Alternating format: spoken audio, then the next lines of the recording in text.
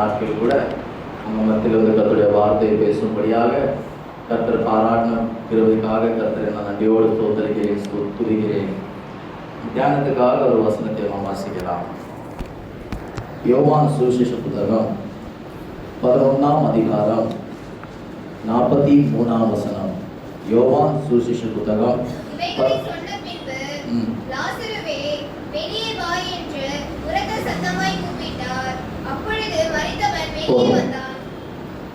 கண்கள் மூடி நாம் செபிக்கிறோம்.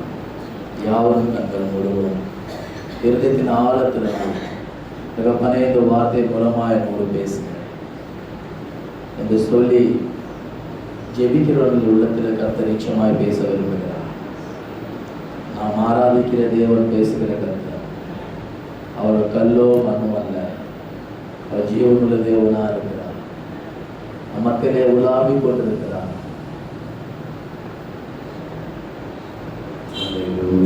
ஹல்லேலூயா, ஹல்லேலூயா.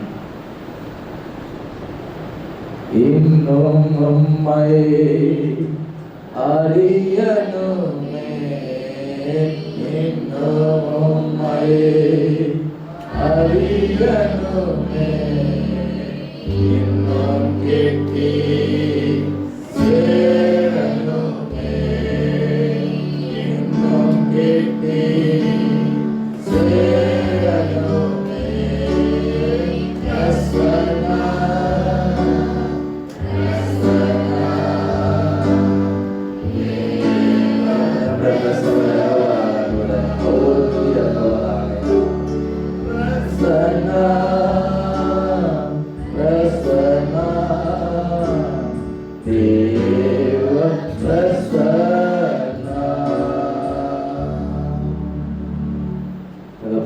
ரசனா ஆளுகைக்காக நன்றி தகப்பனே.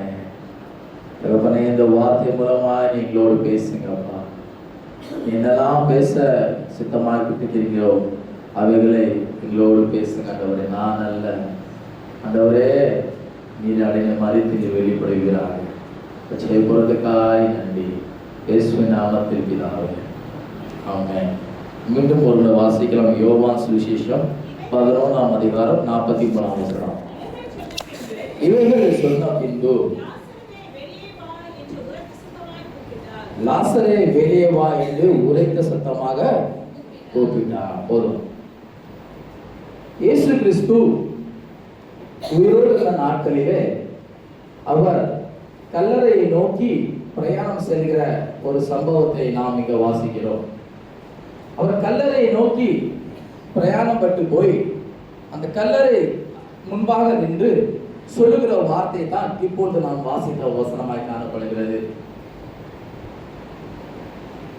லாசரை குறித்தான அநேக செய்திகள் நாம் கேட்டிருக்கிறோம், அநேக முறை நாம் வாசித்திருக்கிறோம். லாசர் என்ன செய்யறானா, இப்பொழுது அவன் மரித்து போயிருக்கிறான். அல்லேலூயா. லாசர் வியாதியா இருந்து அவர் என்ன செய்கிறார், மரித்து போன செய்தி இயேசுக்கு தெரிவித்த போது அவரால் லாசரை பார்க்க முடியவில்லை, அவர் போகவும் இல்லை. ஆனால் மரித்து பிற்பாடு 4 நாள் கழித்து இயேசு கிறிஸ்து அந்த கல்லறை நோக்கி போய் ஒரு சொல்லுகிற வார்த்தையை தான் நாம் என்ன செய்கிறோம், ஒரு பார்க்க முடிகிறது. பாருங்க, அதே போல மனுஷோட வாழ்க்கையில மரணம் நிச்சயிக்கப்பட்டிருக்கிறது. மரணம் ஒரு மனுஷோட வாழ்க்கையில நியமிக்கப்பட்டிருக்கிறது. உலக பிரகாரமான மரணம் ஒரு மனுஷனுக்கு ஒரு தரம் தான். ஆனால் ஆவிக்குரிய ரீதியிலே நாம் பார்க்கும்போது மனுஷன் பல நேரத்திலே மரணத்துக்கு நேராக அவன் சென்று கொண்டிருக்கிறான். பல முறை ஆவிக்குரிய ஜீவியத்திலே மனுஷன் மறைக்கிறான் என்று சொல்லி நாம் பார்க்க முடிகிறது. அல்லேலூயா. ஆதியிலே தேவன் ஆதாமும் ஏவாளையும் ஏதேன் தோட்டத்திலே சிருஷ்டித்து வைக்கும் போது அவர்களுக்கு ஒரு செய்தியை கொடுத்தார். என்ன தெரியுமா, இந்த கனியை புசிக்கிற நாளிலே நீ சாகவே சாவாய் என்று சொல்லி. ஆனால் அந்த கனியை அவர்கள் புசித்த பிற்பாடு அவர்கள் சரீர பிரகாரமான சாகவில்லை, ஆனால் ஆவிக்குரிய ரீதியில அவர்கள் செத்தார்கள். அந்த கனியை புசித்ததனால கர்த்தர் என்ன செய்யறாரா, ஆதாமும் ஏவாளையும் ஏதேன் தோட்டத்தை விட்டு விரட்டி விட்டார். அதற்கு பிற்பாடு அவர் உலக பிரகாரமான வாழ்க்கை வாழ்ந்தார் என்று சொல்லி நாம் பார்க்க முடிகிறது. ஆனால் மீண்டும் ஏதேன் தோட்டத்துக்குள் அவர்கள் பிரவேசிக்கவில்லை. அதே போல நாம் ஆவிக்குரிய ஒரு வாழ்க்கையிலே ஒரு மரணம் நம்முடைய வாழ்க்கையிலே ஏற்படும் சொன்னால் தேவனுடைய நாம் என்ன செய்கிறோமா, மகிமையும் மேன்மையும் நாம் இழக்கிறவர்களாக காணப்படுகிறோம். தேவ சமூகத்தை விட்டு நாம் தூரமாக என்ன செய்கிறோம், கடந்து செல்கிறவர்கள் காணப்படுகிறோம். அருமையான தேவ ஜனமே, இன்னைக்கு நம்முடைய வாழ்க்கை எவ்விதமாக இருக்கிறது? நம்முடைய வாழ்க்கை ஆவிக்குரிய ரீதியிலே, ஆவிக்குரிய வாழ்க்கையிலே நாம் மரித்தவர்களை காணப்படுகிறோமா, இல்லைன்னா நாம் ஜீவனுள்ளவர்களை காணப்படுகிறோம் என்று சொல்லி நாம் சிந்தித்து பார்க்க வேண்டிய ஒரு நேரமாய் காணப்படுகிறது. வேதம் என்ன சொல்லுகிறது? நாம் பாவத்திலே அக்கிரமத்திலும் பாவத்துக்காக நாம் என்ன செய்யணுமா, மறைத்திருந்தோம் என்று சொல்லி வேதம் வாசிங்க. எபேசியர் நிருபம் 2ஆம் அதிகாரம் 1ஆம் வசனம். எபேசியர் 2ஆம் அதிகாரம் 1ஆம் வசனம். அக்கிரமினாலும் பாவத்தினாலும் நாம் மரித்தவர்களாய் இருந்தோம். நாம் எதுக்கு மரித்தவர்களாக இருந்தோம்? அக்கிரமத்துக்காகவும் பாவத்துக்காகவும் நாம் என்ன செஞ்சோமா, மரித்தவர்களாக நாம் காணப்படுகிறோம் என்று சொல்லி நாம் இங்க பார்க்கிறோம். பாருங்க, இயேசு கிறிஸ்து கல்லறை நோக்கி போய் கல்லறை பார்த்து சொல்லுகிறார், லாசரே நீ வெளியே வா என்று சொல்லி. மரித்த லாசர், அதே போல நாமும் பாவத்துக்கும் அக்கிரமத்துக்கும் ஒரு நாளில் மரித்து போய் கிடக்கும். இயேசு நம்மை தேடி வந்து கர்த்தர் நம்ம என்ன செஞ்சாரா, அவர் ஜீவன் நமக்கு தந்திருக்கிறார். அல்லேலூயா. இந்த வாழ்க்கை கல்லறை போல காணப்படுகிறதா, ஒரு கல்லறை தோட்டத்தை போல காணப்படுகிறதா? நம்முடைய குடும்ப வாழ்க்கை எப்படியா இருக்கிறது என்று சொல்லி சற்று சிந்தித்து பார்க்க வேண்டிய ஒரு நிலைமை காணப்படுகிறது. பாருங்க, இயேசு கிறிஸ்து கேள்விப்படுகிறார், லாசர் வியாதியா இருக்கிறார் என்று கேள்விப்பட்ட பிற்பாடு கூட இயேசு என்ன செய்யா, போகவில்லை. இயேசு போகாதனால அவன் வியாதிப்பட்டான், அவன் மரித்து போனான். வேதத்தில் நாம் பார்க்கிறோம், ஒரு முறை இயேசு கிறிஸ்து மரியா மார்த்தா வீட்டுக்கு கடந்து போகும்போது 2 சகோதரிமாரும் இயேசுக்கு என்ன செய்கிறாங்க, பணிவிடை செய்கிறார்கள். ஆனால் அவன் சகோதரனாக லாசர் அங்கே வீட்டுல இல்ல. பாருங்க, இயேசு கிறிஸ்து தேடி போகும்போது லாசர் அங்க வீட்டுல இல்ல. அவன் ரட்சிப்பிலிருந்து தூரத்துல கடந்து போகிறான். அவனுக்கு இயேசு வேண்டாம் என்று சொல்லி அவன் தூரமாய் போகிறான். தேவன் மகிமையை விட்டு தூரம் போகிறான். அவன் தேவனுடைய பிரசன்னத்தை உணராமல் தேவ சமூகத்தை ருசி பார்க்காதபடிக்கு லாசர் என்ன செய்கிறான், தூரத்துல கடந்து செல்கிறான். அவன் முடிவு என்ன ஆயிடுச்சு, மரணம். அருமையான தேவ ஜனமே, இன்னைக்கு நம்முடைய வாழ்க்கையில எப்படிப்பட்ட அக்கிரமங்கள் மத்தியில் நாம் வாழ்ந்து கொண்டிருக்கிறோம், எப்படிப்பட்ட பாவமான ஜீவத்தில் நாம் வாழ்ந்து கொண்டிருக்கிறோம். இன்னைக்கு நாம சிந்தித்து பார்க்க வேண்டிய ஒரு அவசியமாக காணப்படுகிறது. இயேசு கிறிஸ்து அவர் என்ன செய்கிறாரா, தேடி போகிறார். ரட்சிக்கப்பட்ட நாம் அனைவரும் ஆண்டவராக இயேசு கிறிஸ்து நம்மை, நாம் கல்லறையில் நாம் இருந்தோம், பாவமாக கல்லறையில் கடந்தோம், நம்ம அந்த குழியில் நாம் கடந்தோம். கர்த்தர் என்னை தேடி என்னை கல்லறையிலிருந்து வெளியே கொண்டு வந்திருக்கிற சொல்லுங்க, அதிலே சொல்லுங்க பார்க்கணும். அல்லேலூயா. இதுதான் சத்தியம். கர்த்தர் நம்மை மீட்டெடுத்திருக்கிறார். ஒரு ரட்சிப்பின் அனுபவத்தை கர்த்தர் நமக்கு தந்திருக்கிறார். ரட்சிக்கப்படுவதற்கு முன்பாக நம்முடைய வாழ்க்கை ஒரு கல்லறை போலதான் காணப்பட்டது, கல்லறை குழி போல காணப்பட்டது. கர்த்தர் நம்மை தேடி வந்தாராம். வேதத்தில் ஒன்னொரு கூட சம்பவம் எழுதப்பட்டிருக்கிறது. அதை நீங்க வாசிக்கலாம். மார்க்கு சுவிசேஷம் 5ஆம் அதிகாரத்தில் இதை வாசிக்கலாம். ஒரு மனிதர் என்ன செய்கிறான், தன் சரீரத்தில் உள்ள வஸ்திரத்தை கலைத்து போட்டு தன்னை சரீரத்தை காயத்தப்படுத்திக் கொண்டு அவன் என்ன செய்கிறான், கல்லறையில் என்ன செஞ்சான், அவன் படுத்துக் கொண்டிருக்கிறான் சொல்லி பார்க்கிறோம். வாசிங்க 5ஆம் வசனம்.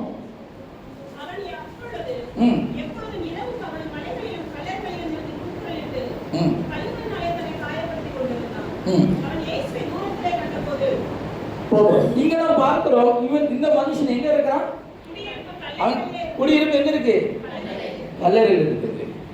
அவர் தன்னுடைய சரீரத்தை என்ன செய்கிறான், காயப்படுத்திக் கொள்கிறான். கல்லினால் என்ன செய்கிறான், காயப்படுத்துகிறான். அவன் என்ன செய்யறான், வஸ்திரத்தை கலத்தி போடுகிறான். அப்படிப்பட்ட ஒரு அவஸ்தமான ஒரு நிலைமையில காணப்படுகிற அவனை, அந்த கல்லறையில கிடக்கிற அவனை என் இயேசு தேடி போகிறான். அல்லேலூயா. மரித்த லாசரை கல்லறையில் வைக்கும் போது அந்த கல்லறை நோக்கி இயேசு தேடி போகிறார். இந்த பகல் வேளையில அருமையான தேவ ஜனமே, நம்மை தேடி இயேசு வந்திருக்கிறார். அல்லேலூயா, அல்லேலூயா. உங்களுடைய ரட்சிப்பின் அனுபவம் எப்படி இருக்குன்னு சொல்லி எனக்கு தெரியாது. ஆனா கர்த்தர் சொல்லுகிற வார்த்தை, இன்னைக்கு மீண்டும் ஒரு ரட்சிப்பின் அனுபவத்தை கர்த்தர் நடத்த விரும்புகிறார். அல்லேலூயா, அல்லேலூயா. பாருங்க, இன்னைக்கு நாம் சிந்திக்கிற போகிற செய்தி என்னவென்றால், கல்லறையிலிருந்து வெளியே வந்த பிற்பாடு நம்முடைய வாழ்வு எப்படி? அந்த கல்லறையிலிருந்து வெளியே வந்த பிற்பாடு நம்ம எப்படியாக நாம் வாழ வேண்டும் என்று சொல்லி கர்த்தர் நம்மோடு பேச விரும்புகிறார். முதலாவது நாம் பார்க்கிறோம், மனுஷனுடைய வாழ்க்கையில பலவிதமான மரணங்கள் ஏற்படுகிறது. வியாதியிலே மறிக்கிறான். சிலர் என்ன செய்கிறாங்க, தற்கொலை சென்று மறித்துக் கொள்கிறார்கள். சிலர் என்ன செய்கிறார்கள், வயதான பிற்பாடு மரணங்கள் ஏற்படுகிறது. பலவிதமான மரணங்கள் மனுஷனுடைய வாழ்க்கையில ஏற்படுகிறது. ஆனால் இன்றைக்கு இருக்கிற நாம் நம்முடைய ரட்சிப்பின் அனுபவத்தில் விசுவாசத்தை காட்டுக்கொண்டு நாம் ஜீவிக்கிறவரை காணப்படுகிறோமா? இங்க நாம் பார்க்கிறோம், இயேசு கிறிஸ்து என்ன சொல்கிறார், லாசரை பார்த்து ஒரே சத்தமாக வெளியே வா.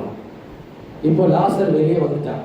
இயேசு கிறிஸ்து 4 நாட்களுக்கு பிற்பாடு போகிற கல்லறைக்கு அங்க நின்று சொல்கிறார், ஒரே சத்தமாக லாசரே நீ வெளியே வா.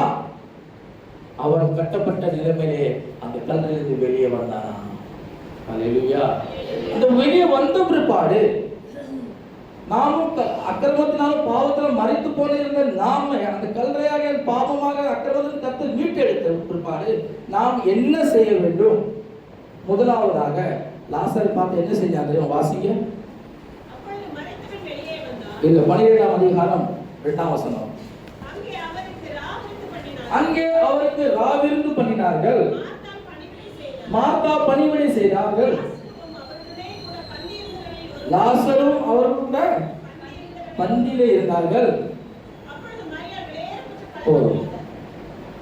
இங்க நாம் பார்க்கிறோம், மரித்து போன லாசர் உயிரோடு எழுந்த பிற்பாடு முதலாவதாக அவன் என்ன செய்கிறான், ராவிருந்திலே அவன் பங்கு பெற்றுக் கொள்கிறான்.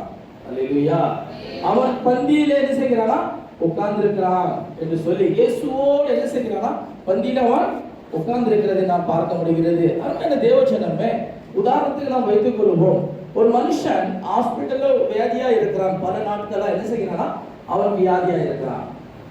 ஆனால் அவன் சரீரத்துக்கு தேவையான மருத்துவங்கள் எல்லாம் சரியா கொடுத்த பிற்பாடு அவன் வியாதி சரியாயிட்டுனா டிஸ்சார்ஜ் ஆன பிற்பாடு எங்க தான் போனோம் சொல்லுங்க, வீட்டுக்கு போனோம். அந்த ஆஸ்பத்திரியில உட்காந்துட்டு என் வியாதி சரியாயிட்டு சுகமாயிட்டு உட்காந்துட்டு இருந்தா சொல்லுங்க, ஹாஸ்பிட்டல்ல தான் வியாதியாவே இருக்கணும். அதே போல கர்த்தர் நம்ம இந்த கல்லறையால் குழியிலிருந்து கர்த்தர் வெளியெடுத்த பிற்பாடு நாம் சில காரியங்கள் என்ன செய்யணுமா செய்ய வேண்டும். ஒரு சின்ன பசங்க எல்கேஜி படிச்சு முடிச்சவங்க எங்க போவாங்க, யூகேஜி போவாங்க. இன்னும் எல்கேஜியில் உட்காந்துருப்பாங்களா? இல்ல. அதே மாதிரி கர்த்தருடைய வார்த்தை கேட்டு ரட்சிக்கப்பட்டிருக்கிற நாம் ஞானஸ்தானம் பெற்ற பிற்பாடு நாம் என்ன செய்யணும், ஸ்டெப் பை ஸ்டெப் என்ன செய்யணும், வளர்ந்துட்டே போனோம். வெறும் ஞானஸ்தானம் வளர்ந்துடும் அது அல்ல. சில வாழ்க்கையில என்ன செய்யணும், வளர வேண்டும். முதலாவது என்ன பார்க்கிறோம், அந்த மரணத்திலிருந்து வெளியே வந்த பிற்பாடு நாம் என்ன செய்யணுமா, நாம் அந்த பந்தியில் என்ன செய்யணும், பங்கு கொள்ள வேண்டும். போஜனத்தை என்ன செய்யணுமா. அப்போ 2 விதமான பந்திகள் இருக்கு என்று சொல்லி நாம் பார்க்க முடிகிறது. வெளிப்படுத்தல் வாசிங்க. வெளிப்படுத்தல் 3ஆம் அதிகாரம் 20ஆம் வசனம்.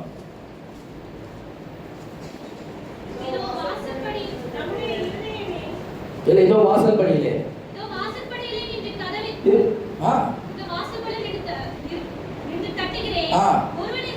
ஒருவனின் சத்தத்தை கேட்டா கதவை திறந்தால் அவனிடத்தில் நான் பிரவேசித்து அவனோடு நான் போஜனம் பண்ணுவேன். அல்லேலூயா, அல்லேலூயா. பாருங்க, நாம் முதலாவது நம்ம இருதயமாக கதவை என்ன செய்யணுமா, திறந்து கொடுக்கணுமா. கர்த்தர் நம்மிடத்தில் வந்து அவன் என்ன செய்கிறான், போஜனம் பண்ண விரும்புகிறார். எத்தனை பேர் இருதயமாக கதவை திறந்து கொடுக்க போறீங்க? இந்த பகலில் கர்த்தர் எதிர்பார்க்கிற ஒரே ஒரு காரியம், நான் உனக்குள் வந்து நான் போஜனம் பண்ண நான் விரும்புகிறேன். அல்லேலூயா. இரண்டாவதாக நாம் பார்க்கும்போது அவன் என்ன செய்யறது, லாசர். அதை வாசிக்க வசனம் 12ஆம் அதிகாரம் 2ஆம் வசனம். ராவிருந்து பண்ணினார்கள்.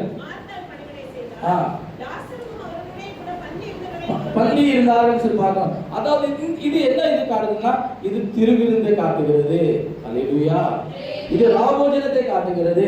நாம் ரட்சிக்கப்பட்ட ஞானஸ்நானம் எடுத்த பிற்பாடு நாம் என்ன செய்யணுமா, திருவிருந்து பங்கு கொள்ள வேண்டும். நான் நம்புகிறேன், இருக்கிற அத்தனை பேர் என்ன செய்வீங்க, திருவிருந்து இருப்பீங்கன்னு சொல்லி நான் விசுவாசிக்கிறேன். அப்படிதானே? அப்படிதானே? அப்படி எடுக்காதவங்க சரியாக என்ன செய்யணும்? சத்தியத்தை கேட்டு கீழ்ப்படைந்து அதை ஒப்பு கொடுத்து அந்த பண்டிகை நம்ம என்ன செய்யணும்? ஆயத்தப்பட வேண்டும். பாருங்க, நாம் திருவிருந்து, நாம் இந்த மனுஷன் விசுவாசித்த மனுஷன் திருவிருந்து எடுக்கும் போது என்ன செய்கிறான்? அவன் தேவ ராஜ்யத்தை என்ன செய்கிறான்? அவன் சுதந்திரத்துக் கொள்கிறானா? ரட்சிக்கப்பட்ட ஒவ்வொரு நபரும் திருவிருந்துக்கு என்ன செய்யணுமா? எடுத்துதான் ஆகணும். சரி, இந்த மாசம் எடுத்துட்டேனே, ஒரு 2 மாசம் போட்டோம், அதுக்கப்புறம் எடுத்துக்கலாம் சொல்லி வீட்டுல உட்கார்ந்தீங்கன்னா என்ன ஆகும்? நான் சொல்றேன் நேரம் கழிச்சு. பாருங்க, ஞானஸ்தானம் பெற்று அபிஷேகம் பண்ணப்பட்ட தேவனுடைய பிள்ளைகள் எப்பொழுதும் என்ன செய்யா? ஞாயிற்றுக்கிழமை ஆராதனையை மிஸ் பண்ண மாட்டாங்க. தேவனை ஆராதிக்க வேண்டும் என்று சொல்லி ஆராதனை சண்டே 10 மணிக்கே வந்துருவாங்களாம். ஏனென்றால் நான் ஜீவன தேவனை ஆராதிக்கும்படியாக போக வேண்டும், என்னை ரட்சித்தேன் தேவனை ஆராதிக்கும்படியாக நான் கடந்து போகணும்னு சொல்லி அவர்கள் 10 மணிக்கு முன்பாக வந்து தேவனை நோக்கி ஜெபித்துக் கொண்டிருப்பார்களாம். அல்லேலூயா. ஒரு வசனத்தை வாசிக்கலாம். யோவான் சுவிசேஷ புத்தகம் 6ஆம் அதிகாரம் 53ஆம் வசனம். அதற்கு இயேசு அவர்களை நோக்கி, வாசிங்க. நீங்கள் மனுஷகுமாரனுடைய மாம்சத்தை புசியாமலும் அவருடைய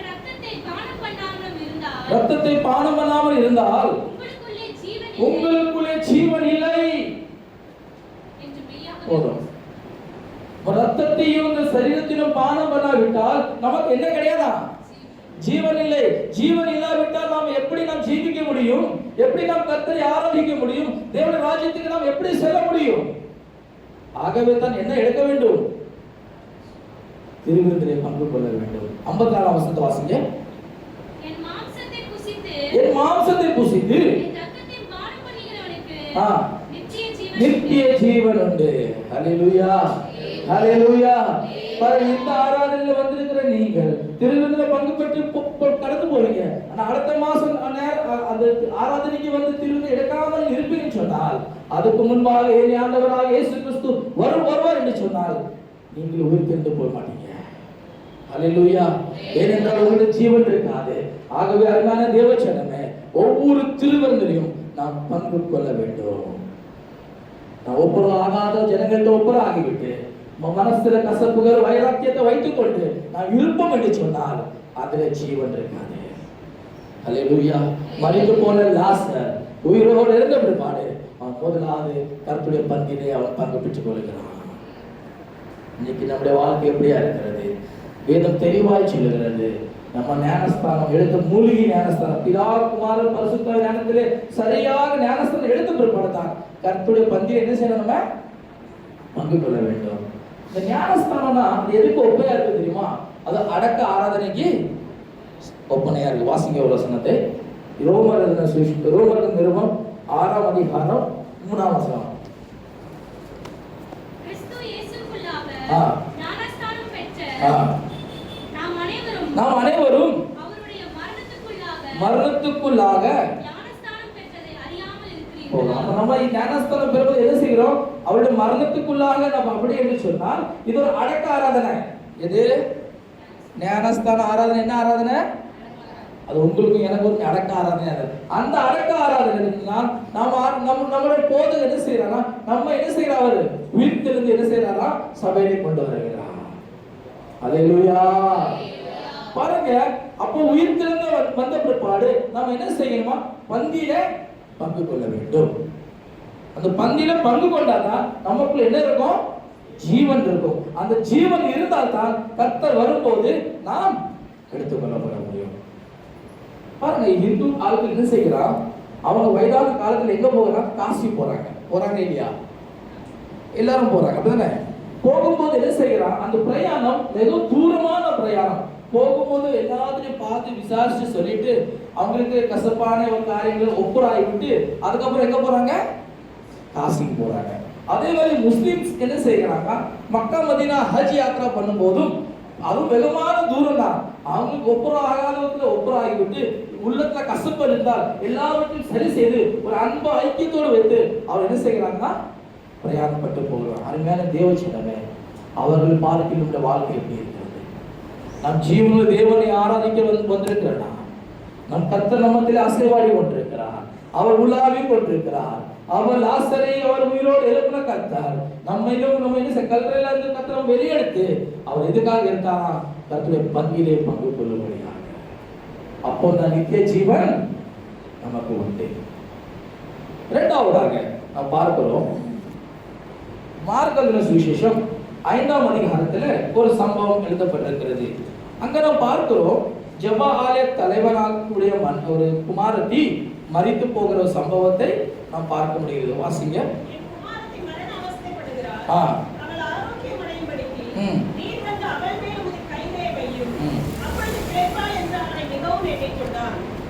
பாருங்க, இங்க நாம் பார்க்கிறோம், இங்க ஜெப தலைவருடைய குமாரத்தி என்ன செய்கிறார்? மரண அவஸ்தையில் இருக்கிறார். அவர் மரித்து போகிறார். 12 வயது சிறு பிள்ளை என்ன செய்கிறார்? அவர் மரித்து போகிறார். ஏவியருடைய மகள் என்ன செய்கிறாரா? மரித்து போகிறாராம். இயேசு அங்க வந்து என்ன செய்கிறார்? அவர் குமாரத்தியை கர்த்தர் உயிரோடு எழுப்புகிறார் என்று சொல்லி பார்க்கணும். வாசிங்க 40ஆம் வசனம். பிள்ளை கையை பிடித்து தலிதா குமி எழுந்திரு. வாசிங்க. போதும். பாருங்க, இந்த பிள்ளை 12 வயதான ஒரு நிறைந்த ஒரு பிள்ளை என்ன செய்கிறாரா? மரித்து போகிறார். ஜெப தலைவருடைய மகள், ஜெபிக்கிறவர் நன்றாக ஜெப வீரனுடைய ஒரு மகள் என்ன செய்கிறார்? மரித்து போகிறார். அப்போ மரித்து இருக்கிற நிலைமையில அவர்கள் இயேசுவிற்கு வந்து சொல்கிறார்கள், குமாரத்தி என்ன செய்கிறார்? மரித்து போய்விட்டார். அப்ப இயேசு அங்க போய் என்ன செய்கிறார்? ஒரு அற்புதத்தை செய்கிறார். கர்த்தர் சொன்ன ஒரு வார்த்தையை தலிதா குமி என்று சொல்லி ஒரு வார்த்தை பேசுகிறார். பாருங்க, இயேசு கிறிஸ்து ஒரு அந்நிய பாஷையை பேசுகிறார். தலிதா குமி என்று சொல்லி ஒரு அந்நிய பாஷை. இயேசு கிறிஸ்துவும் பல நேரத்தில் என்ன செய்கிறாரா? ஒரு அந்நிய பாஷையை அவர் பேசியிருக்கிறார். சிலுவையிலே தொங்கிக் கொண்டிருக்கும் போது கூட இயேசு ஒரு வார்த்தை சொல்ல என்ன சொன்னார்? சொல்லுங்க பார்க்கலாம். ஏலி ஏலி லாமா சவாக்தானி. ஒரு செவடன் இயேசு பிரயாணப்பட்டு போகும்போது செவடன் வந்து சுகமாக்கும் போது இயேசு காதை பார்த்து ஒரு வார்த்தை சொன்னார். என்ன சொன்னார்? எப்பதா திறக்கப்படுவதாக. அப்படிதானே? திறக்கப்படுவதாக எப்பதா என்று சொல்லி ஒரு வார்த்தை சொன்னார். அப்படி பல இடத்துல இயேசு கிறிஸ்து அந்நிய பாஷை என்ன செஞ்சிருக்காரா?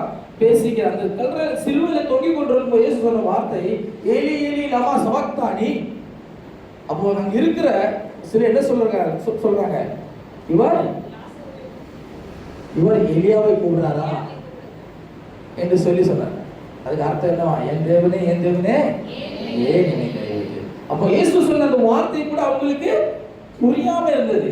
அதே போல இங்கேயும் இயேசு சொல்லுகிறார், தலிதா குமி, சிறு பிள்ளையே எழுந்திரு. கர்த்தர் அவரை அற்புதம் செய்து உயிரோடு எழுப்பினார். அல்லேலூயா, அல்லேலூயா. பாருங்க, உயிரோடு எழுந்தாச்சு. முதல்ல நாம் பார்த்தோம், லாசர் உயிரோடு எழுந்த பிற்பாடு அவன் என்ன செஞ்சான்? கர்த்தருடைய பங்கில பங்கு கொண்டான். இங்க நாம் பார்க்கிறோம், உயிரோடு எழுந்த பிற்பாடு அவளுக்கு என்ன செய்தார்கள் என்று சொல்லி பார்க்கும்போது 5ஆம் அதிகாரம் 43ஆம் வசனம். மார்க் 5:43.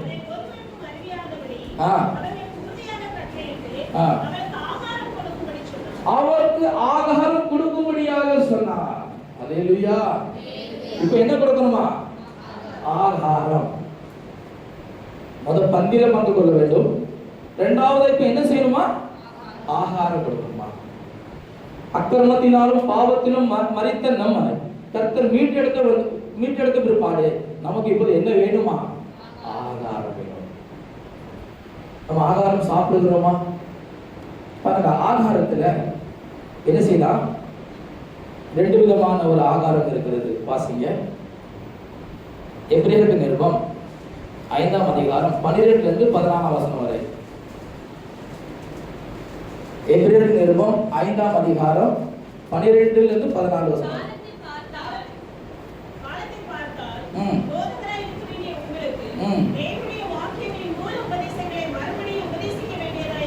மறுபடியும் உபதேசிக்க வேண்டிய அவசியமா இருக்கிறது. நீங்க பாலை உண்ணத்தக்கவனா ஆனீர்கள்.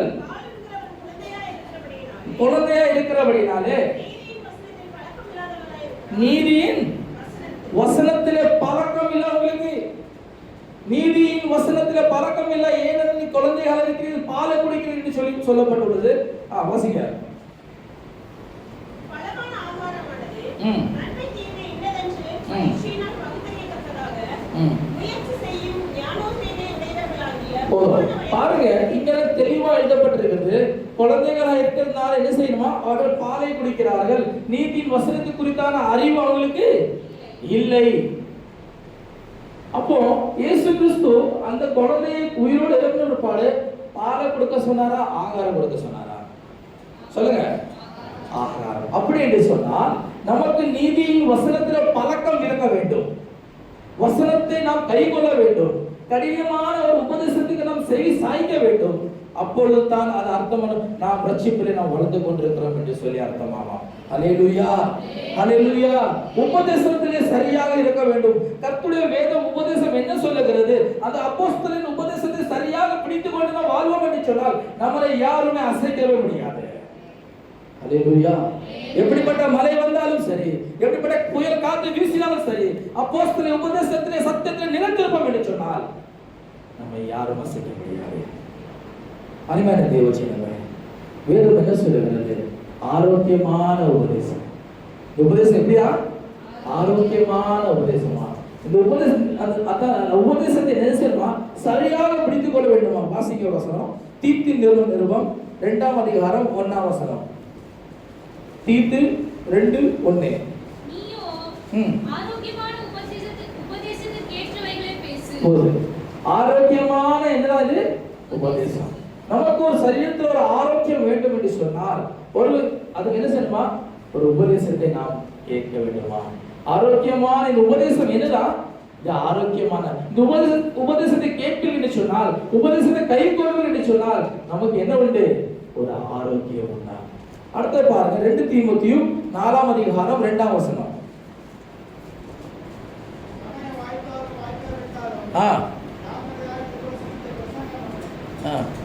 இல்ல 4ஆம் அதிகாரம் 2ஆம் வசனம். 2 தீமோத்தேயு வாசிங்க மீண்டும். சமயம் வாய்த்தாலும் வாய்க்காவிட்டாலும் ஜாக்கிரதையாக கிறிஸ்துவை பிரசங்கப்படு, எல்லா நீடிய சாந்தத்தோடு உபதேசத்தோடு கண்டனம் பண்ணி கடிந்து கொண்டு புத்தி சொல்லு. ஏனென்றால் அவர்கள் ஆரோக்கியமான உபதேசத்தை பொறுக்க மனதில்லாமல் ஆரோக்கியமான உபதேசத்தை பொறுக்க மனதில்லாமல் பொறுக்கணுமா? என்ன செய்யணுமா? அவங்களுக்கு மன நம்ம என்ன செய்யணும்? ஆரோக்கியமான உபதேசத்தை என்ன செய்யணுமா? பொறுக்க வேண்டும். நீங்க பொறுக்கிறோமா? நமக்கு உபதேசம் சொல்லப்படுகிறது, ஆனா அது நமக்கு தான் சொல்லி நாம் பொறுக்கி கொண்டு வைக்கிறோமா? நம்மளிடத்தில் சிறு பிள்ளையை கர்த்தர் உயிரோடு எழுப்பினார். கர்த்தர் அவருக்கு ஆகாரத்தை கொடுக்க சொன்னார். ஆகாரம் என்று சொன்னால் அது உபதேசத்தை காட்டுகிறது. ஹல்லேலூயா, ஹல்லேலூயா. அது ஆரோக்கியமான உபதேசம். எப்படிப்பட்ட உபதேசம்? பாருங்க, நம்ம சில ட்ரை ஃப்ரூட்ஸ் எல்லாம் சாப்பிடுவோம், பாதாம் பிஸ்தா எல்லாம் சாப்பிடுவோம், அப்படிதானே? அதுல ஆரோக்கியமான ஒரு ட்ரை ஃப்ரூட் என்று சொன்னால் அது பிஸ்தா. என்னது? பிஸ்தா தெரியும் தானே? பிஸ்தா அது ஆரோக்கியமான ஒரு டேட்ஸ். அது அந்த டேட்ஸ், அந்த ஆரோக்கியமான அந்த பிஸ்தா அது எங்க தெரியுமா அதிகமாக இருக்கிறதா? இயேசு கிறிஸ்து வாழ்ந்த இஸ்ரவேல்ல தான் அது என்ன செய்யுமா அதிகமா இருக்கும். யோர்தான்லயும் சீரியாலயும் அப்படிப்பட்ட நாட்டுல அது என்ன செய்யுமா அதிகமாக பார்க்க முடியும்.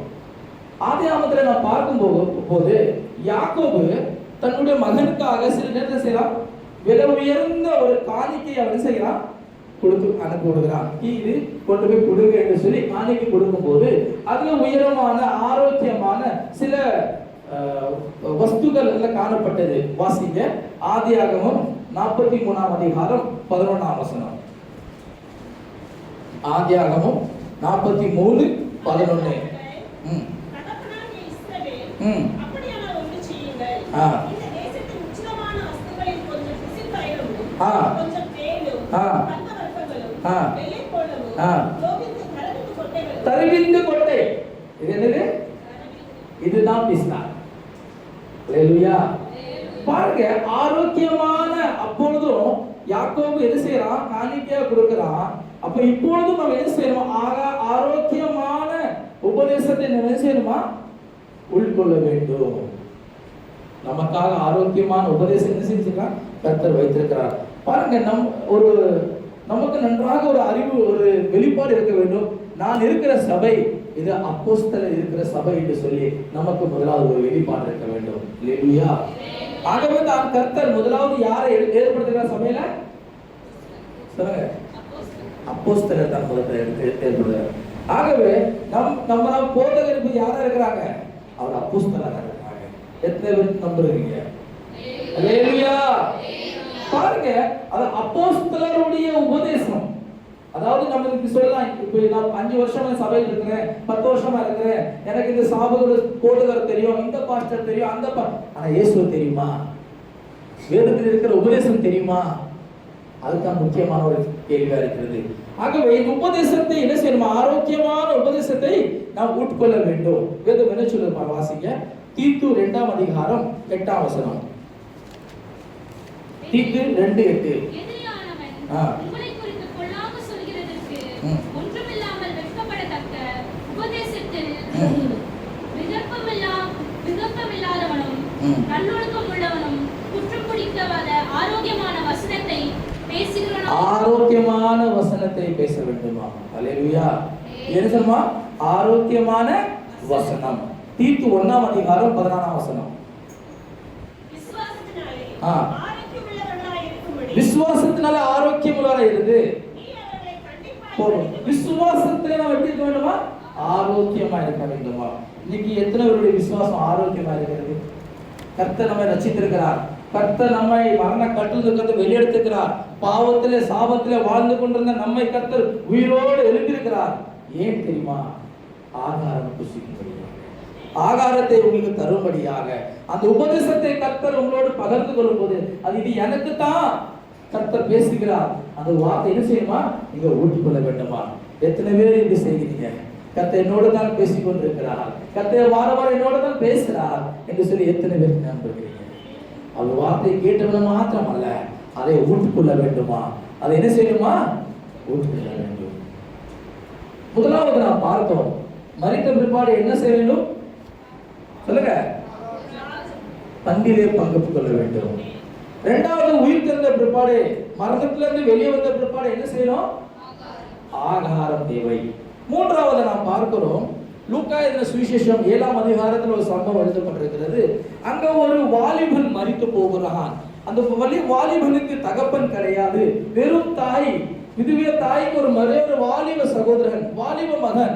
அவன் திடீர்னு என்ன செய்கிறான்? அவன் மரித்து போகிறான். மரித்து போகும்போது அவன் அழுது கொண்டிருக்கிறான். அந்த வாலிபனை பாடலை வைத்துக் கொண்டு அவரை சுடுகாலுக்கு நேராக என்ன செய்கிறார்களா? கடந்து போய் கொண்டிருக்கும் போது ஆண்டவராக இயேசு கிறிஸ்து அவர்களுக்கு முன்பாக கடந்து. வாசிக்க 12ஆம் வசனம்.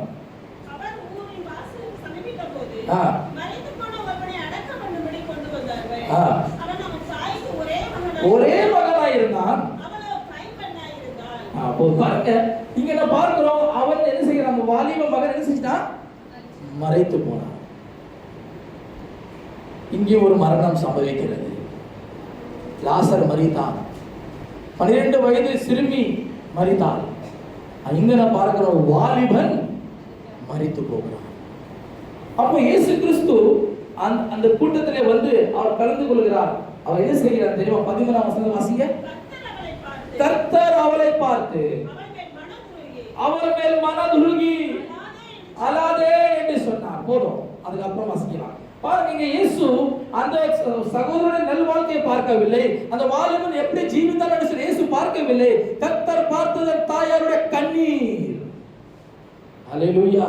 அவரை பார்த்து கர்த்தர் என்ன செய்கிறார்? மனதுருகுகிறார். ஐயோ, தாய் கண்ணீர் வடிக்கிறாரே என்று சொல்லி இயேசு உள்ளத்திலே கலக்கம் அடைந்து மனதுருகி அவர் பாடையை தொட்டாராம்.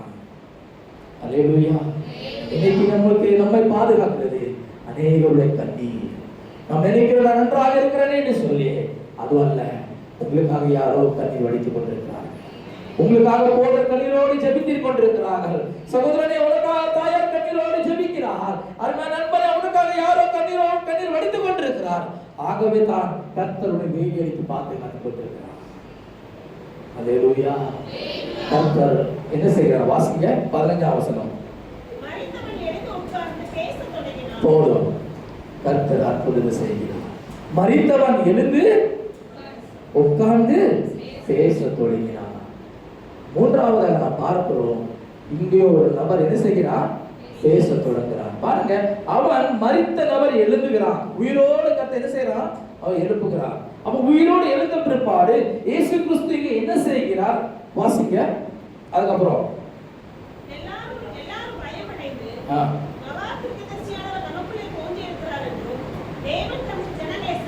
இல்ல 15ஆம் வசனம் அவனை அவர் தாயிடத்தில் ஒப்பு கொடுத்தார். எங்க கொடுத்தாரா? சொல்லுங்க. தாயிடத்தில் ஒப்பு கொடுத்தார்.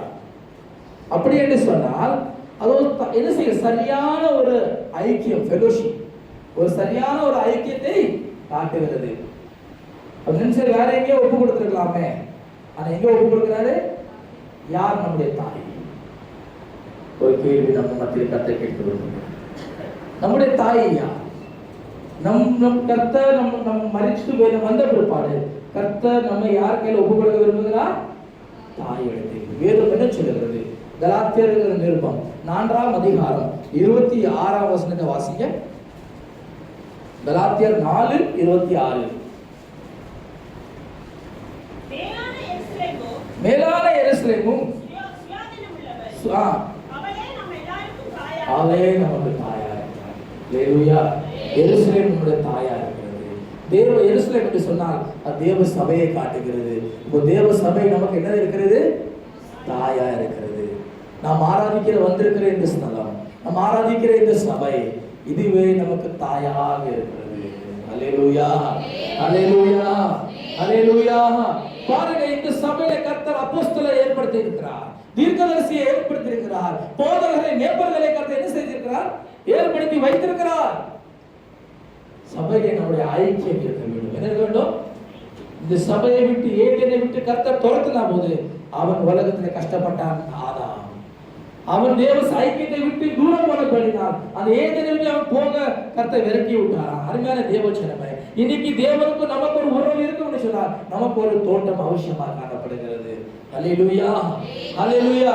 கர்த்தர் சொன்ன வார்த்தை ஆதாமுக்கு, எல்லாவற்றையும் புசிக்கலாம், இந்த உலகத்தை ஆளுகை செய்யும்படியாக நான் உன்னை இடத்துல வைத்திருக்கிறேன்.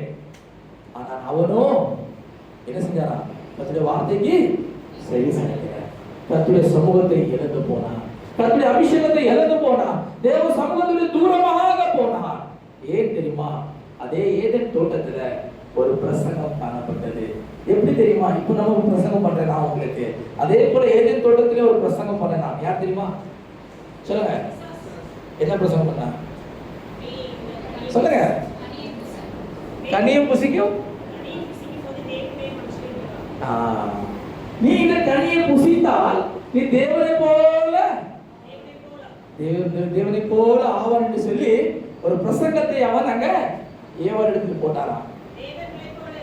பாருங்க, அப்போ அந்த பிரசங்கம் எப்படி இருந்ததா? இனிமையா இருந்தது. நீ சாப்பிடும் போது எப்படி மாறுவா? தேவனை போல. நல்ல பிரசங்கம் தான், கேட்கிறதுக்கு அருமையா தான் இருக்கும். ஆனா கர்த்தருக்கு பிரியமில்லாத ஒரு செய்தி. அல்லேலூயா. பிசாசானவன் நமக்கு நன்றாக தான் சில வார்த்தையை நினைச்சுவா, யாரு கூட கொண்டு வருவான்.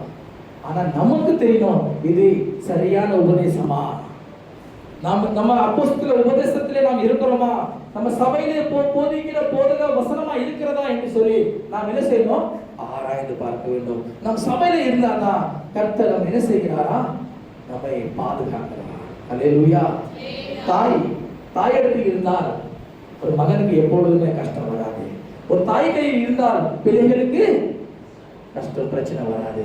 ஆனா தாயை விட்டு தூரம் போனால் ஆபத்துகள், கஷ்டங்கள், நெருக்கங்கள், இடர்கள், வியாதிகள், சாபங்கள் நம்மை தொடர்கிறது. அல்லேலூயா, அல்லேலூயா. சபையாக தாயிடத்தில் நாம் என்ன செய்யணுமா? இருக்க வேண்டும். ஆகவே தான் பவுல் என்ன சொல்ற? வாசிங்க. 1 தெசலோனிக்கர் 2ஆம் அதிகாரம் 7ஆம் வசனம். 1 தெசலோனிக்கர் 2ஆம் அதிகாரம் 7ஆம் வசனம். பால் கொடுக்கிற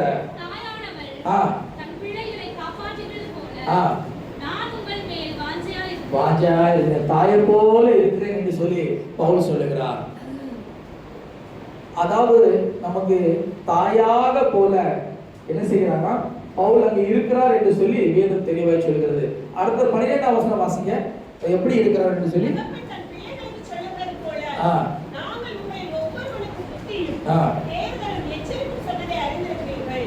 உங்கள் தகப்பன் இங்க பாருங்க, தகப்பன் எப்படி இருக்கிறார் என்று சொல்லி, நான் தகப்பனா இருக்கிறேன், நான் தாய் போல இருக்கிறேன் என்று சொல்லி பவுல் சொல்லுகிற ஒரு வார்த்தையை நாம் பார்க்கிறோம். அருமையான தேவச்சனமே, இந்த சபையில இருக்கும்போது போதகர்கள் உங்களுக்கு ஒரு தாயா இருக்கிறார்கள், ஒரு தகப்பனா இருக்கிறார்கள், கண்டிக்கிறார்கள், அன்பு செலுத்துகிறார்கள், நேசிக்கிறார்கள், கர்த்தருடைய வசனத்தை நமக்கு வசனமாக என்ன செய்கிறார்கள், சொல்லி தருகிறார்கள். அதை நாம் ஏற்றுக்கொள்ள வேண்டும். ஹல்லேலூயா, ஹல்லேலூயா. பாருங்க, அநேகர் இந்த நாட்களை பார்க்கும்போது அநேக தாய்கள் இருக்கிறார்கள். ஞான தாய், வாடகை தாய், பல விதமான தாய்கள். வாடகை கூட தாய் கிடைக்கும், அப்படிதானே? எங்க பாம்பேல கிடைக்கும். 2 நாளைக்கு தாய் வேணும், வாடகை வாங்கி கொடுத்துடலாம்.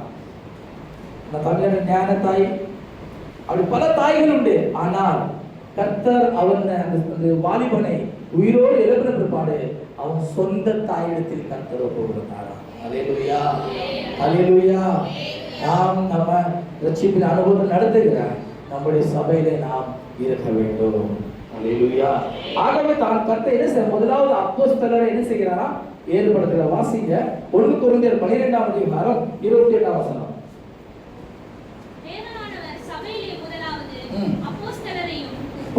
முதலாவது கர்த்தர் என்ன செய்யறாரு, யார ஏற்படுத்துறார், அப்போஸ்தலரை. அப்போஸ்தலருடைய உபதேசத்தை அவர் அப்போஸ்தலர்கள் ஒரு தகப்பன் போல் இருக்கிறார்கள். அவர்களை அரவணைக்கிறார்கள், திட்டுகிறார்கள், அன்பு செலுத்துகிறார்கள். ஆகவே அந்த ஐக்கியத்தில் நாம் இருக்க வேண்டும் என்று சொல்லி கர்த்தர் விரும்புகிறார். சரி, 4வதாக ஒரு மனிதன் என்ன செய்கிறாரா, மரித்து போகிறார். அப்போஸ்தலர் நடவடிக்கைகள் புஸ்தகம் 20ஆம் அதிகாரத்தில் ஒரு மனிதன் என்ன செய்கிறார், மரித்து போகிறதை நாம் பார்க்க முடிகிறது. வாசிங்க 9ஆம் அதிகாரத்தில் பின்பகுதியை வாசிங்க. மாடியில ஒருத்தர் விழுந்து செத்தான் சொல்லியிருக்காங்க. இங்க நாம் பார்க்கிறோம், ஒருத்தர் 3வது மாடியில் என்ன செய்கிறார், கீழே விழுந்து மரித்து போகிறான். பவுல் என்ன செய்கிறார், ஓடி போய் பார்க்கிறான். ஐயோ என்ன செய்கிறான், மரித்து போறான். ஆனா பவுலுக்கு ஒரு நம்பிக்கை, நான் ஜெபித்தால் என்ன செய்வான், உயிரோடு எழும்புவான் என்று சொல்லி ஒரு பயங்கரமான ஒரு நம்பிக்கை பவுலுக்கு. ஆகவே அவன் என்ன செய்கிறான், அவன் ஜெபிக்க ஆரம்பிக்கிறான். அந்த வாலிபன் செத்து போய்விட்டான், 3வது மாடியில் விழுந்து செத்து போயிட்டான். பவுல் ஜெபிக்கிறான். கர்த்தர் ஜெபத்தை கேட்டு அவனை என்ன செய்கிறான், உயிரோடு எழுப்புறான். வாசிங்க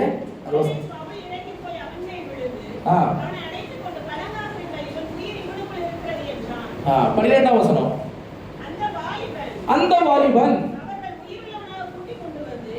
உயிரோடு கூட்டிக் கொண்டு வந்து மிகுந்த ஆறுதல் அடைந்தார்கள். அல்லேலூயா. இப்போது நாம் பார்க்கிறோம், அந்த உயிரோடு எழுந்த வாலிபனை பார்த்து அங்கிருந்த ஜனங்கள் என்ன செய்கிறார்களா, ஆறுதல் அடைந்தார்களா. இன்னைக்கு நம்மை பார்த்து மக்கள் ஆறுதல் அடைகிறார்களா, நம்மை பார்த்து மக்கள் சந்தோஷப்படுகிறார்களா? ஒரு கேள்வி உங்களுக்கு நீங்களே கேட்டுக் கொள்ளுங்க. நம்மை பார்த்து மக்கள் ஆறுதல் அடைய வேண்டும். நமக்கு முதல்ல ஆறுதல் இருந்தா தானே நம்ம மற்றவங்க ஆறுதல் கொடுக்க முடியும், அப்படித்தானே? நம்ம மனசுல ஆறுதல் இருந்தா தானே நம்ம கொடுக்க முடியும். இங்க ஆறுதலே இல்லாத நம்ம எப்படி கொடுக்க முடியும்? அப்ப இந்த ஆறுதல் எப்படி நமக்குள் வருகிறதா? வாசிங்க அப்போஸ்தலர் நடவடிக்கைகள் 9ஆம் அதிகாரம் 31ஆம் வசனம். யூதேயா, கலிலேயா, சமாரியா நாடுகளெங்கும் சபைகள் சமாதானம் பெற்று பக்தி விருத்தி அடைந்து கர்த்தருக்கு பயப்படுகிற பயத்தோடும் பரிசுத்த ஆவியின் ஆறுதலோடும் நடந்து போகிறது. பரிசுத்த ஆவி என்ன செய்து நமக்கு ஆறுதல் படுத்துகிறது. அல்லேலூயா. அருமையான தேவஜனமே, நீ பரிசுத்தாவின் அபிஷேகம் நமக்குள் இருக்கிறதா? பரிசுத்தாவின் அபிஷேகம் நிறைவு நமக்குள் இருக்கிறதா? இருந்தா தான் நாம் என்ன செய்யுமா, ஆறுதல் படுத்த முடியுமா? பரிசுத்தாவி நம்மிடத்தில் இல்லாவிட்டால் நாம் ஆறுதல் படுத்த முடியாது. இன்னைக்கு நீங்க அபிஷேகத்தை பெறாதவர்கள் நிச்சயமாக வர நாட்கள் அபிஷேகத்தை பெற வேண்டும். எத்தனை அபிஷேகத்தை பெற்றிருக்கீங்க? கை கொடுத்து காட்டுங்க. அல்லேலூயா. வருகிற நாட்களிலே கர்த்தர் நம்மை அபிஷேகிக்க வேண்டும். அதுக்காக வாஞ்சிக்க வேண்டும். கர்த்தாவே என்னை அபிஷேகம் பண்ணுங்கப்பா, உங்களுடைய அபிஷேகம் எனக்கு வேணும் ஆண்டவரே. உங்களுடைய அபிஷேகம் இல்லாமல் ஆவினாலும் ஜலத்தினாலும் நான் ஆவினாலும் பிறக்க வேண்டுமே என்று சொல்லி நாம் கர்த்தரை நோக்கி கதற வேண்டும். நம்முடைய இருதயத்தில் இருக்கிற பாரமான எல்லாவற்றையும் அகது போட்டு கசப்பான தன்மை எடுத்து ஆண்டவரே அபிஷேகம் என்று சொல்லி நாம் ஜெபிக்கும் போது கர்த்தர் நிச்சயமாய் நம்மை அபிஷேகிப்பார். பசுத்தாவினால் அபிஷேகத்தை கர்த்தர் நிரப்ப விரும்புகிறார். அல்லேலூயா. அந்த அபிஷேகம் நமக்கு இருந்தாதான் நம்ம என்ன செய்வோம், மற்றவங்களை ஆறுதல் படுத்த முடியுமா? இல்லாவிட்டால் என்ன செய்ய முடியாது, ஆறுதல் படுத்த முடியாது. வேதம் சொல்லுகிறது, ஒரு வேலைக்காரன் எஜமானுடைய இருதயத்தை என்ன செய்யணுமா, குளிர பண்ணணுமா. நம்முடைய ஆண்டவராக இயேசு கிறிஸ்துடைய இருதயத்தை நாம் குளிர பண்ண வேண்டும் சொன்னால் நமக்கு அபிஷேகம் தேவையா இருக்குது. வாசிங்க நீதிமொழிகள் 25ஆம் அதிகாரம் 13ஆம் வசனம். 25:13.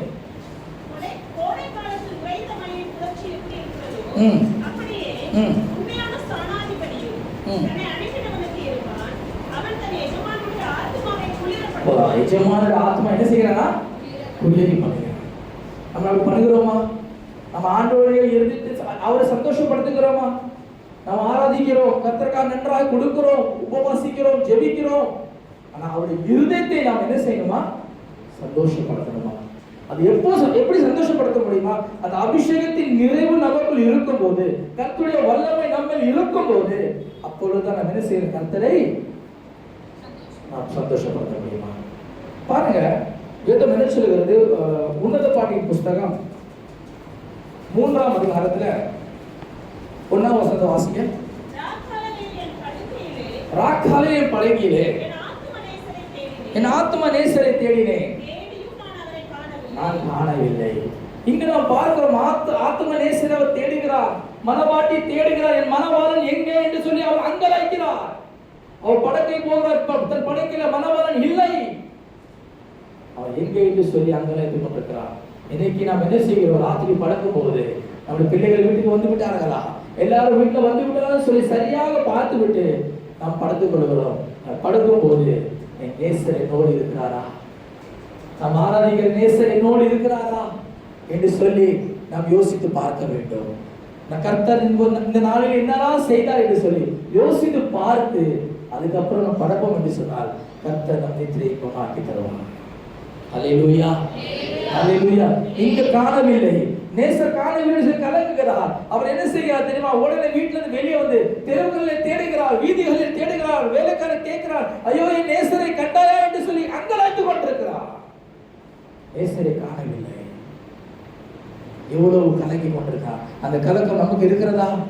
அந்த கலக்கம் எப்போது தெரியுமா, அபிஷேகம் இருந்தாதான், கர்த்தருடைய வல்லமை நம்மிடத்தில் இருந்தாதான்.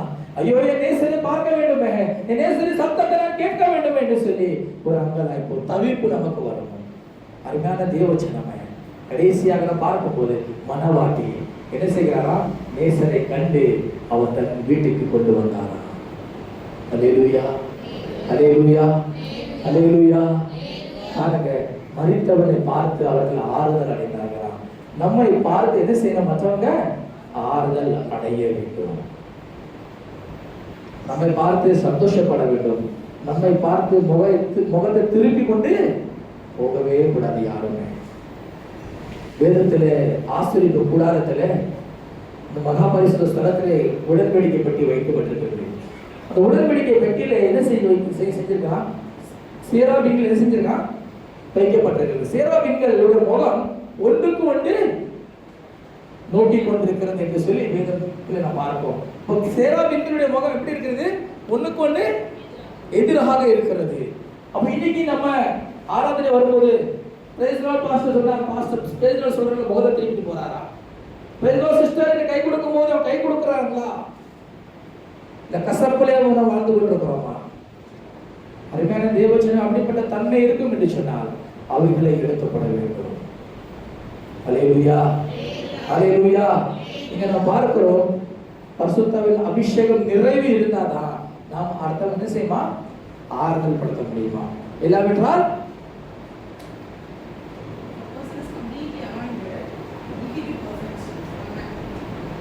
anointing should be perfect in all aspects.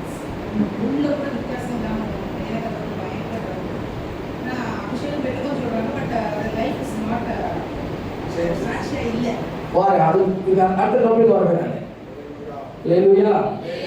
பாருங்க, இந்த அபிஷேகம் நமக்குள் இருந்தா தான் நம்ம மற்றவங்க என்ன செய்யலாம், ஆறுதல் படுத்த முடியும்.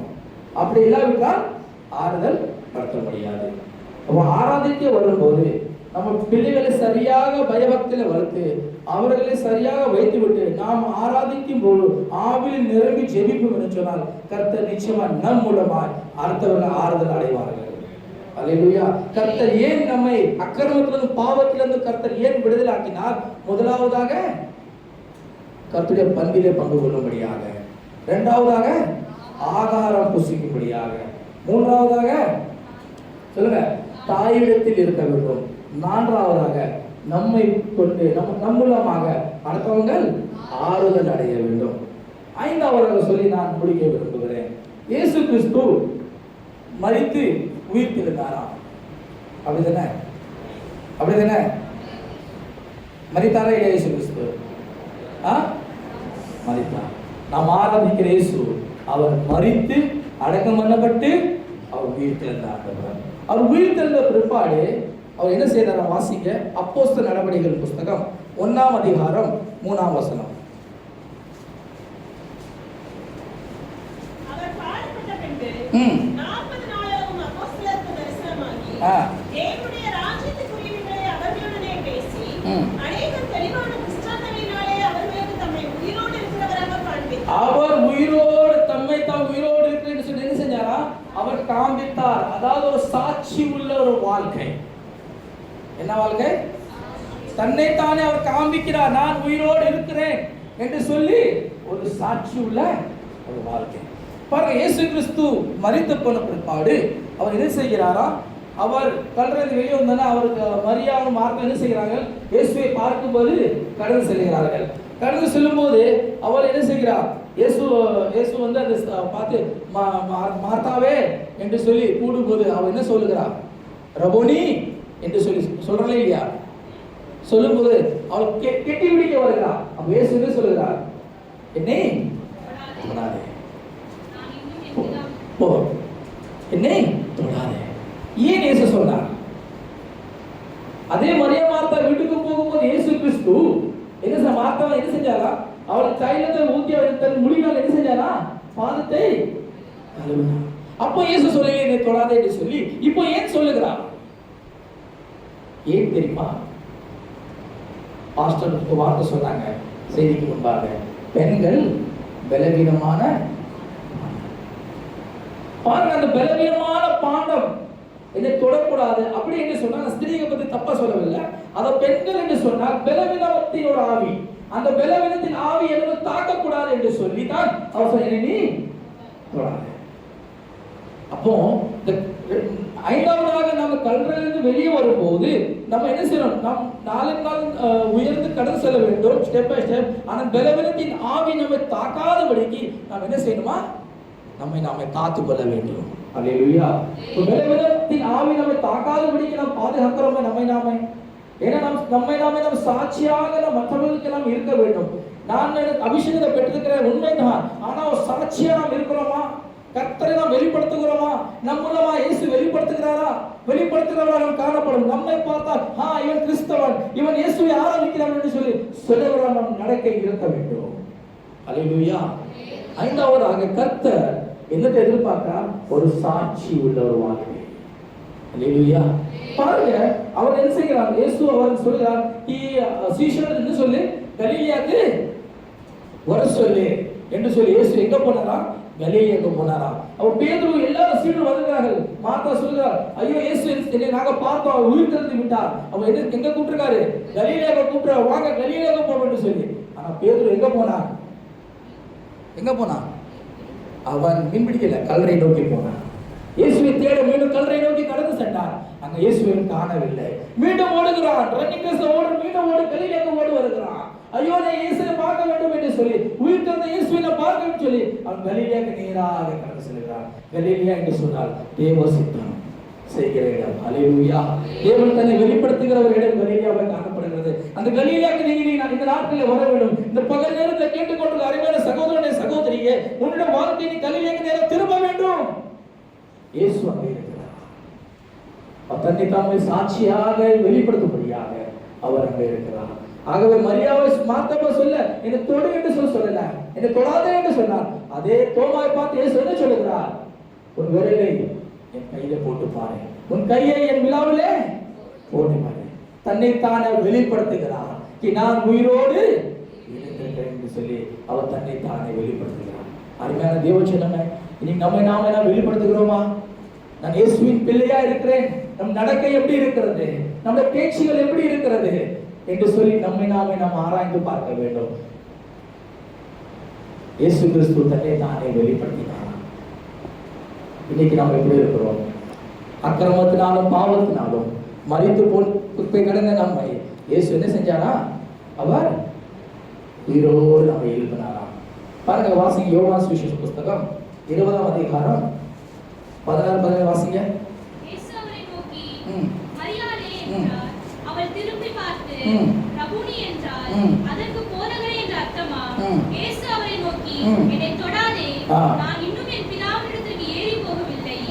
நீ என் சகோதரனிடத்திற்கு போய் நான் என் பிதாவினிடத்திற்கும் உங்கள் பிதாவினிடத்திற்கும் என் தேவனிடத்திற்கும் உங்கள் தேவனிடத்திற்கும் ஏறி போகிறேன் என்று அவர்களுக்கு சொல்லி என்றார். அதாவது நம்முடைய வாழ்க்கை, நம்முடைய சரீரம், நம்முடைய வாழ்க்கை எப்படி இருக்கணுமா? ஒரு பரிசுத்தமாக நாம் இருக்க வேண்டும் என்று சொல்லி வேதம் எதிர்பார்க்கிறது. அதாவது சாட்சியுள்ள வாழ்க்கை என்று சொன்னால் நம்முடைய சரீரம் எப்படி இருக்கணுமா? நம் தேவனுக்கு ஜீவ பலியாக என்ன செய்யணுமா? ஒப்பு கொடுக்கணும். வாசிக்க வசனத்தை ரோமர்கள் நிருபம் 12ஆம் அதிகாரம் 1-2 வசனங்களை வாசிக்க முடிக்க விரும்புகிறேன்.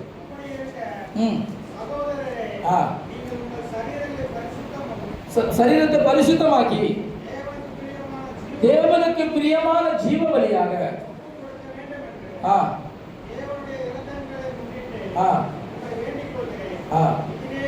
செய்கிற ஆராதனை. ஹல்லேலூயா. நம்முடைய சரீரத்தை நம்ம என்ன ஜீவ பலியாக கர்த்தருக்கு ஒப்பு கொடுக்கணும். அது ஒப்பு கொடுக்கும் போது தான் நாம் சாட்சி உள்ள வாழ்க்கையை வாழ முடியும்.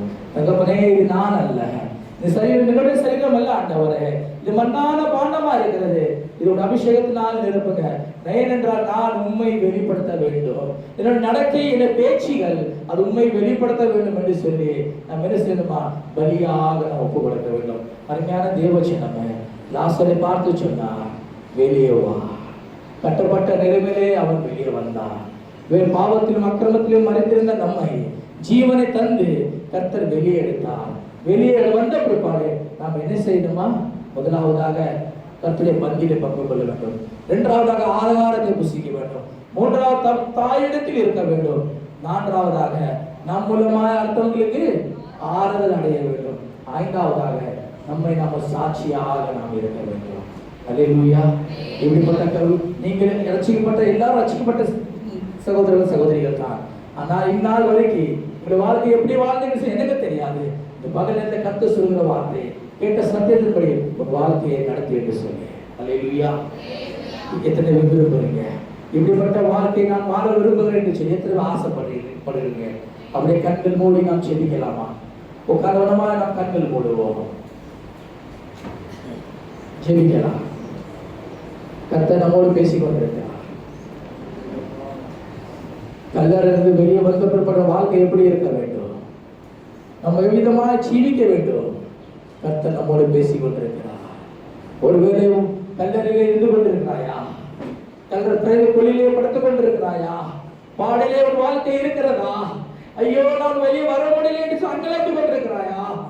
கர்த்தர் பகல் நேரத்துடன் தேடி வருகிறார். பாடை தொட விரும்புகிறார். அதுக்காக நீங்க இடம் கொடுக்க வேண்டாம். தகப்பனே என்று சொல்லி நாம் ஜெபிக்கலாமா? இருதயத்தின் ஆழத்திலிருந்து நாம் கர்த்தரை நோக்கி கூப்பிடலாமா? கர்த்தர் நம்மை சத்தத்தை கேட்க விரும்புகிறார். கர்த்தர் சத்தத்தை கேட்க விரும்புகிறார். கர்த்தர் வாழ்க்கையில் அற்புதத்தை செய்ய விரும்புகிறார். கர்த்தர் மரண கட்டுகளை உடைக்க விரும்புகிறார். கர்த்தர் ஆவினால் நிரப்ப விரும்புகிறார். அபிஷேகத்தின் தைலத்தினால் கர்த்தர் நிரப்ப விரும்புகிறார். ஏழ சாட்சியுள்ள வார்த்தை வாழும்படியாக கர்த்தர் அப்போஸ்தலர் உபதேசத்தை கீழ்ப்படியும்படியாக அதை பகைகளை பொறுக்கிக் கொள்ளும்படியாக கர்த்தர் விரும்புகிறார். ஹல்லேலூயா. எல்லாரும் வாய்களை திறந்து கர்த்தரை ஸ்தோத்திரிப்போமா, ஸ்தோத்திரிப்போமா, நேர கர்த்தரை ஸ்தோத்திரிப்போமா. கர்த்தருடைய பந்தியிலே பங்கு பெற போகிறோம். அதற்கு முன்பாக வாழ்க்கையை சரிசமப்படுத்திக் கொள்வோமா? ஹல்லேலூயா, ஹல்லேலூயா. கர்த்தருடைய வல்லமை இறங்கும் போவதாக ஆண்டவரே. ஒவ்வொரு நிரப்பவீராக இந்த நேரம் அப்பா. ஹalleluya. லாசரு கட்டை உடைத்து அவன் வாழ்க்கையில் அற்புதம் செய்தது போல, அடே 12 வயது சிறுமியோட வாழ்க்கையில் அற்புதம் செய்தது போல, ஒரு இளம் வாலிபன் வாழ்க்கையில் அற்புதம் செய்தது போல ஆண்டவரே, எங்களுடைய வாழ்க்கையில் அற்புதம் செய்யுங்க ஆண்டவரே. ஆவியின் அபிஷேகத்தினால் நிரப்புங்கப்பா. இயேசுப்பா, உமக்கு